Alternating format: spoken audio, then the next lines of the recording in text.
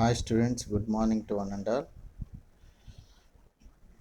Today our topic is Lorentz time dilation, Lorentz కాల విలంబనం, కాల వృద్ధి.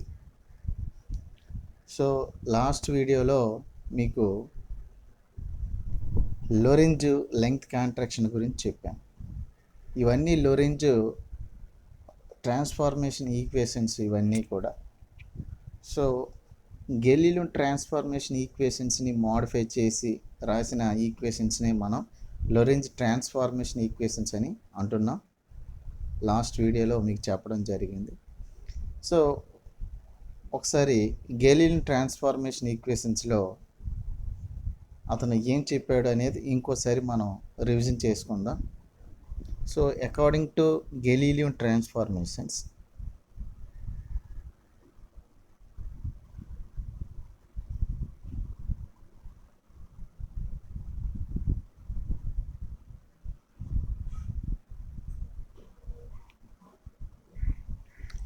according to Galilean transformations, some of the physical quantities are not changed. So ఆ physical quantities ఏంటంటే mass, length, time and also acceleration. So Galilean రూపాంతర సమీకరణల ప్రకారము రెండు నిర్దేశ చట్రాల్లో అంటే S frame, S dash frame, ఈ టూ రిఫరెన్స్ ఫ్రేమ్స్ కనుక మనం తీసుకున్నట్లయితే ఈ టూ రిఫరెన్స్ ఫ్రేమ్స్లోనూ మాస్ అంటే ద్రవ్యరాశి, పొడవు, కాలం మరియు త్వరణం. సో ఈ టూ రిఫరెన్స్ ఫ్రేమ్స్లోనూ ఈ ఫిజికల్ క్వాంటిటీస్ అనేవి ఈక్వల్గా ఉంటాయండి. ఓకేనండి. సో గెలీలియో రూపాంతర సమీకరణల ప్రకారము రెండు జడత్వ నిర్దేశ చట్రాల్లో ఎస్ కామా ఎస్ డాష్ అనే రెండు జడత్వ నిర్దేశ చట్రాల్లో ఈ భౌతిక రాశులు అనేవి సమానంగా ఉంటాయి. ద్రవ్యరాశి, పొడవు, కాలం మరియు త్వరణం. అయితే అకార్డింగ్ టు లోరెంజ్ ట్రాన్స్ఫార్మేషన్స్ ఇక్కడ మాస్ చేంజ్ అవుతుందని లాస్ట్ వీడియో క్లాస్లో చెప్పాను. అలాగే లెంగ్త్ కూడా చేంజ్ అవుతుందని చెప్పాను. అంటే ఎస్ ఫ్రేమ్లోను ఎస్ డాష్ ఫ్రేమ్లోను ఈ టూ ఫిజికల్ క్వాంటిటీస్ చేంజ్ అవుతాయని మీకు లాస్ట్ వీడియో క్లాస్లో చెప్పాను. మాస్ ఎలా చేంజ్ అవుతుందంటే ఇనీషియల్గా m0 మాస్ ఉందనుకుందాం. ఉన్నప్పుడు సో m0 మాస్ కలిగిన particle or object is moving with some velocity, v, then it will acquire the mass m is equal to m0 by root over 1 minus v square by c square. అంటే m0 ద్రవ్యరాశి కలిగిన ఒక కణమైనా లేదా వస్తువైనా v వేగంతో కనుక చలించినట్లయితే ఆ కణం యొక్క ద్రవ్యరాశి అనేది వేగంతో పాటు పెరుగుతుంది అని చెప్పడం జరిగింది. అంటే ఇక్కడ final mass m is greater than m0. ఓకేనండి. సో తొలి ద్రవ్యరాశి కంటే తుది ద్రవ్యరాశి ఎక్కువగా ఉంటుంది. ఇక్కడ ద్రవ్యరాశి అనేది మార్పు చెందుతుంది. అంటే ఇక్కడ ఏంటి, m0 అనేది s నిర్దేశ చట్టంలో ఉంటుంది, m అనేది s డాష్ నిర్దేశ చట్టంలో ఉంటుంది అన్నమాట. సో ఈ s డాష్లో ఉన్న ఆబ్జెక్ట్ అనేది v వేగంతో ప్రయాణించినట్లయితే ఓకేనండి దాని యొక్క ద్రవ్యరాశి ఏమవుతుందండి, పెరుగుతుంది అని చెప్పడం జరుగుతుంది. ఓకే. సో ఇక్కడ టూ రిఫరెన్స్ ఫ్రేమ్స్లోనూ మాసెస్ అనేవి ఈక్వల్గా ఉండవండి. సో మాస్ అనేది వేరియేషన్ అవుతుందని లోరెంజ్ ట్రాన్స్ఫార్మేషన్ ఈక్వేషన్స్ ద్వారా మనం చెప్పడం జరిగింది. And also next physical quantity ఏంటంటే లెంగ్త్. ఈ లెంగ్త్ అనే ఫిజికల్ క్వాంటిటీ మనం తీసుకుంటే ఎస్ ఫ్రేమ్లోను ఎస్ డాష్ ఫ్రేమ్లోను. సో ఎస్ ఫ్రేమ్లోను ఒక అబ్జర్వర్ ఉండి ఆ లెంగ్త్ని అబ్జర్వర్ ఉన్నాడు అనుకుందాం. ఎస్ డాష్ ఫ్రేమ్లో ఒక విమానం, లాస్ట్ వీడియో క్లాసులు చెప్పడం జరిగింది, విమానం యొక్క లెంగ్త్ ఎస్ ఫ్రేమ్లో ఉన్న అబ్జర్వర్ మెజర్ చేసినప్పుడు అతను లెంగ్త్ ఎల్గాను మెజర్ చేశాడు. ఎస్ డాష్ ఫ్రేమ్లో ఉన్నప్పుడు అబ్జర్వర్ మెజర్ చేసిన length L dash. L dash అనేది ఇక్కడ ఒరిజినల్ లెంగ్త్, ఓకేనండి, వాస్తవ పొడవది. ఇక్కడ ఏంటంటే మెజర్డ్ లెంగ్త్, అది మెజర్డ్ లెంగ్త్, కొలిచిన పొడవు. సో ఇక్కడ ఎస్ డాష్ ఫ్రేమ్లో ఉన్న ఆబ్జెక్టు, ఓకేనండి, ఎస్ డాష్ ఫ్రేమ్లో ఉన్న ఆబ్జెక్టుని ఆ ఫ్రేమ్లో ఉన్న అబ్జర్వ్ చేసిన లేదా మెజర్ చేసిన లెంగ్త్, దాన్ని ఏమంటున్నాం, ఒరిజినల్ లెంగ్త్. ఎస్ డాష్ ఫ్రేమ్లో ఉన్న ఆబ్జెక్ట్ని ఎస్ ఫ్రేమ్లో ఉన్న అబ్జర్వ్ చేసిన లెంగ్త్ ఎల్ అండి. సో ఇక్కడ ఈ లెంగ్త్ రిలేషన్ ఎలా ఉంటుందంటే, ఎస్ ఫ్రేమ్లో ఉన్న అబ్జర్వ్ చేసిన లెంగ్త్ అనేది ఒరిజినల్ లెంగ్త్ కంటే తక్కువగా ఉంటుందన్నమాట. L is less than L dash. అంటే ఇక్కడ ఏంటని చెప్తున్నా, లెంగ్త్ అనేది కాంట్రాక్షన్ అవుతుంది, అంటే పొడవు అనేది సంకోచం చెందుతుంది, పొడవులో సంకోచం అనేది వస్తుందని లాస్ట్ వీడియో క్లాస్లో చెప్పడం జరిగింది. ఓకేనండి. సో ఈ వీడియోలో ఈరోజు మనం చెప్పుకోబోయే టాపిక్ ఏంటంటే టైం డైలేషన్.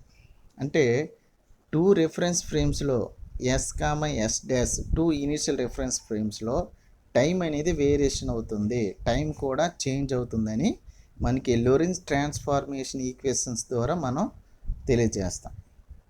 ఓకేనండి, రైట్. సో బేసికల్గా అకార్డింగ్ టు లోరెంజ్ ఏం చెప్తున్నాడంటే,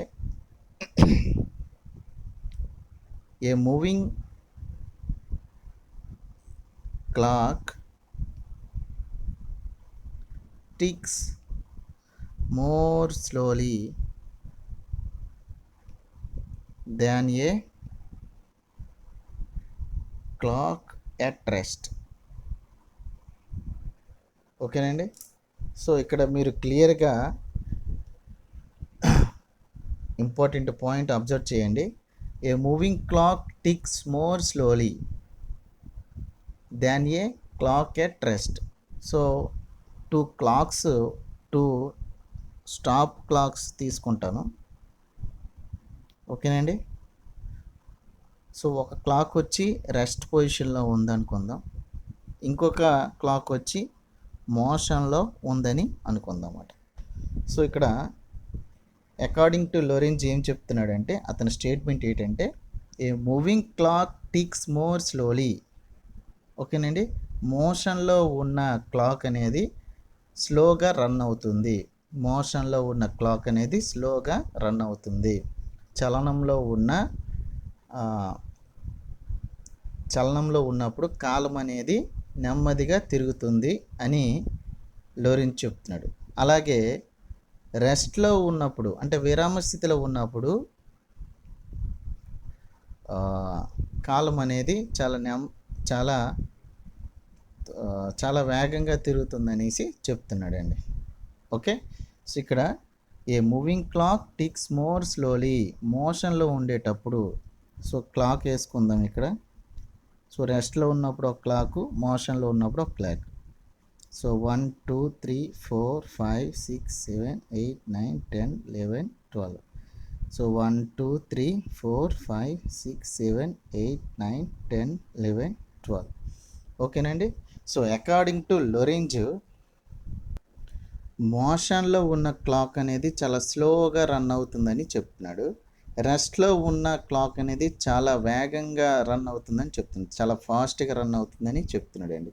సో మోషన్లో ఉన్నప్పుడు, ఓకేనా, time is running very fast, time is running very slow లేదా స్లోగా.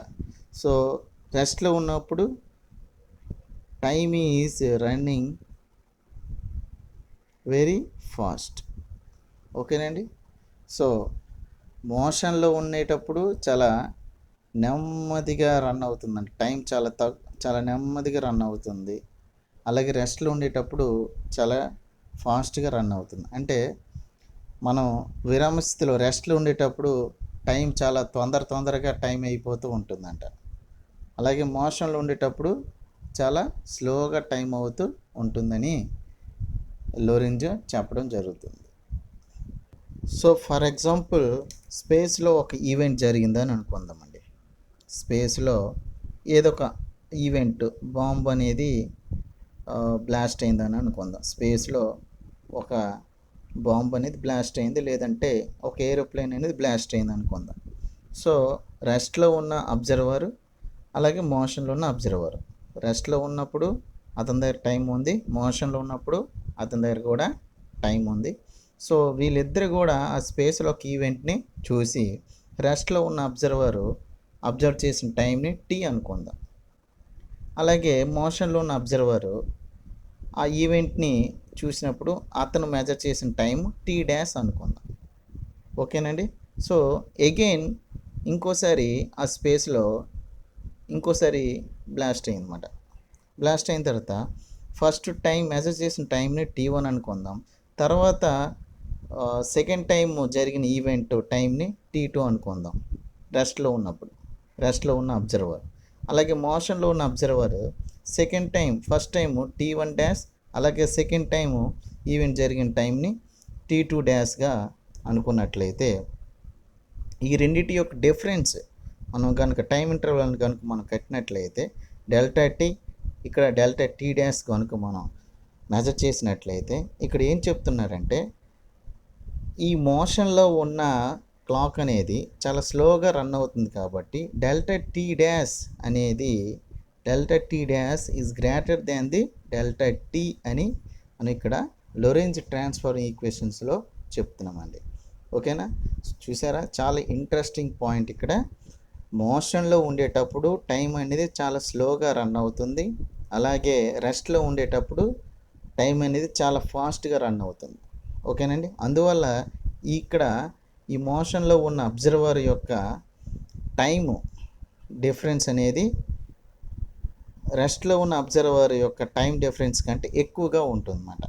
ఓకేనండి. అంటే విరామ స్థితిలో ఉన్న గడియారము కంటే, ఓకేనా, విరామ స్థితిలో ఉన్న గడియారము కంటే చలనంలో ఉన్న గడియారం నెమ్మదిగా తిరుగుతుంది. విరామ స్థితిలో ఉన్న గడియారము కంటే చలనంలో ఉన్న గడియారం చాలా నెమ్మదిగా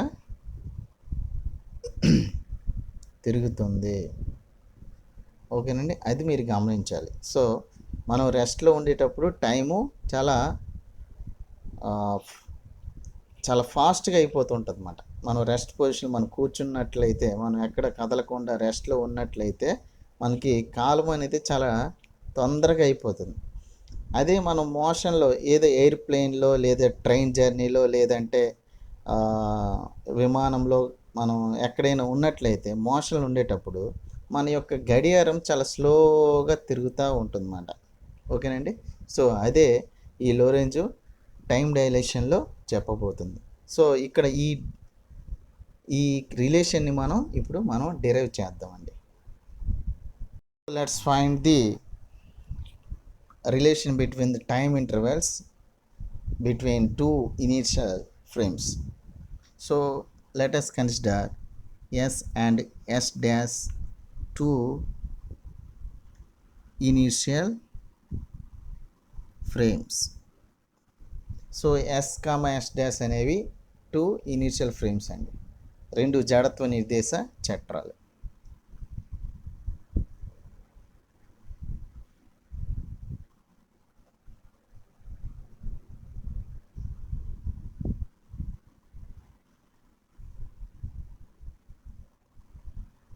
so S frame, S dash frame and is moving with velocity v. So ఇక్కడ నుంచి స్టార్ట్ అయ్యి VT డిస్టెన్స్ ట్రావెల్ చేస్తుంది అన్నమాట. ఓకేనండి.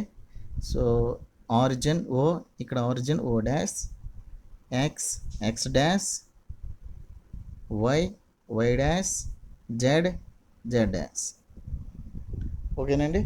సో ఇప్పుడు స్పేస్లో సో రెస్ట్లో ఈ ఫ్రేమ్ ఉందని అనుకుందన్నమాట. ఎస్ ఫ్రేమ్ అనేది రెస్ట్లో ఉంది. సో రెస్ట్లో జనరల్గా ల్యాబొరేటరీ సిస్టమ్ అనేసి అంటాం. ల్యాబొరేటరీ సిస్టమ్ ప్రయోగశాలలో పరిశీలకుడు ఉన్నాడు. అలాగే ఎయిర్ క్రాఫ్ట్ లేదా స్పేస్ క్రాఫ్ట్ సో వి వెలాసిటీతో మోషన్లో ఉంది. సో దాంట్లో అబ్జర్వర్, అతని దగ్గర ఒక స్టాప్ క్లాక్ ఉంది. సో ల్యాబొరేటరీలో ఉన్న అబ్జర్వర్ దగ్గర కూడా ఒక స్టాప్ క్లాక్ ఉందండి. ఓకే, సో ఇది రెస్ట్లో ఉన్న స్టాప్ క్లాకు, ఇది మోషన్లో ఉన్న స్టాప్ క్లాకు, వి వెలాసిటీతో మోషన్లో ఉన్న స్టాప్ క్లాక్. ఓకేనండి. సో స్పేస్లో ఒక ఈవెంట్ జరిగినప్పుడు, మళ్ళీ అదే ఈవెంట్ సెకండ్ టైం జరిగినప్పుడు, ఓకేనండి, ఇదంతా స్పేసు. సో టూ ఈవెంట్స్ జరిగినాయి. So first event, second event. ఓకేనండి. So the time interval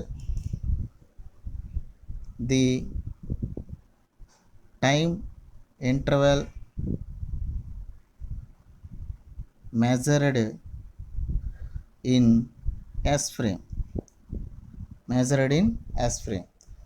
so ఆ ఈవెంట్ ఈ అబ్జర్వర్ అబ్జర్వ్ చేస్తాడు, అలాగే ఈ అబ్జర్వర్ కూడా అబ్జర్వ్ చేస్తాడు. సో రెండుసార్లు ఆ టూ ఈవెంట్స్ జరిగాయి కాబట్టి time interval measured in S frame. So delta T, ఓకేనండి, దట్ ఈజ్ ఈక్వల్ ఏంటవుతుంది, ఫస్ట్ ఈవెంట్ T1 అనుకుందాం, సెకండ్ ఇంటర్వెల్ T2 అనుకుందాం. So interval T2 minus T1. ఓకేనండి.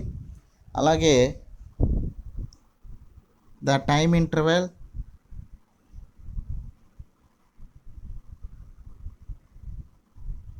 Measured in S dash frame. So S dash ఫ్రేమ్లో measure చేశాడు. So time interval delta T dash is equal to T2 dash minus T1 dash. ఓకేనండి, T2 dash minus T1 dash. So according to Lorenz transformation equations, so T1 dash Lorentz transformation equations మాట. ఓకేనండి. T is equal to మీకు తెలిసిందే, మీరు measure చేసినప్పుడు T dash is equal to T minus Vx by C square by root over 1 minus V square minus C square, ఈ square by C square. ఓకేనా. ఇక్కడ ఏంటంటే T1 డాష్ కడుతున్నాం. T1 dash అంటే ఏంటి, T1 minus Vx by C square by root over 1 minus V square by C square. And again T2 dash is equal to T2 minus Vx by C square by root over 1 minus V square by C square. Okay nandi. So therefore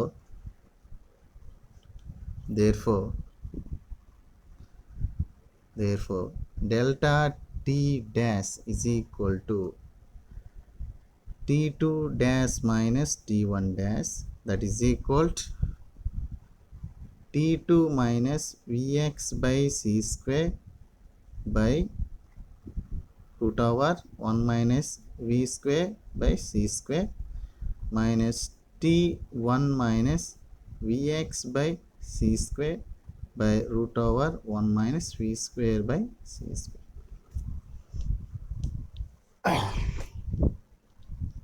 so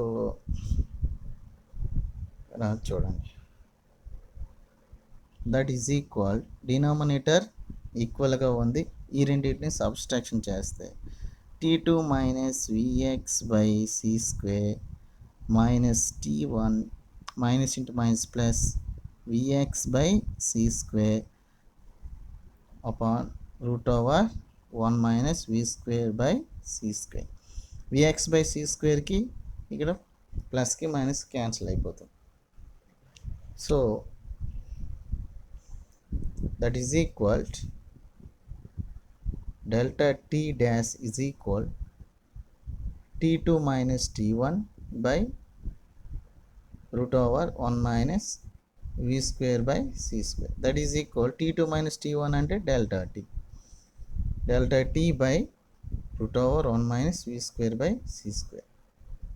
So delta t dash is equal to delta t by root over 1 minus v square by c square. So from this equation మనం ఏంటి రాస్తున్నామండి, delta t dash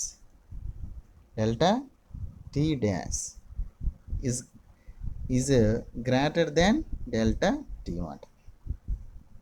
delta t dash is greater than delta t. ఓకేనండి. అంటే దీని అర్థం ఏంటి, delta T dash అనేది ఏంటండి, delta T dash అనేది చలనంలో ఉన్న గడియారంలో మెజర్ చేసిన కాల వ్యవధి, చలనంలో ఉన్న గడియారం నుండి కొలిచిన కాల వ్యవధి. ఓకేనా. డెల్టా టీ అంటే ఏంటండి, విరామ స్థితిలో ఉన్న గడియారంలో కొలిచిన కాల వ్యవధి. ఓకేనండి. సో ఇది చలనంలో ఉన్నప్పుడు, ఇది విరామ స్థితిలో ఉన్నప్పుడు, మోషన్ అండ్ రెస్ట్. సో మోషన్లో మెజర్ చేసిన టైం ఇంటర్వెల్ అనేది more than the time interval in the rest. ఓకేనండి.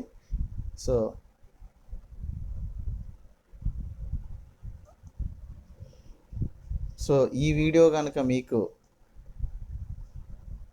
అర్థమైనట్లయితే లైక్ చేయండి, షేర్ చేయండి, కామెంట్ చేయండి, అలాగే సబ్స్క్రైబ్ కూడా చేయండి. మీకు ఏదైనా డౌట్స్ ఉంటే కామెంట్ రూపంలో తెలియజేయండి. Thank you to one and all.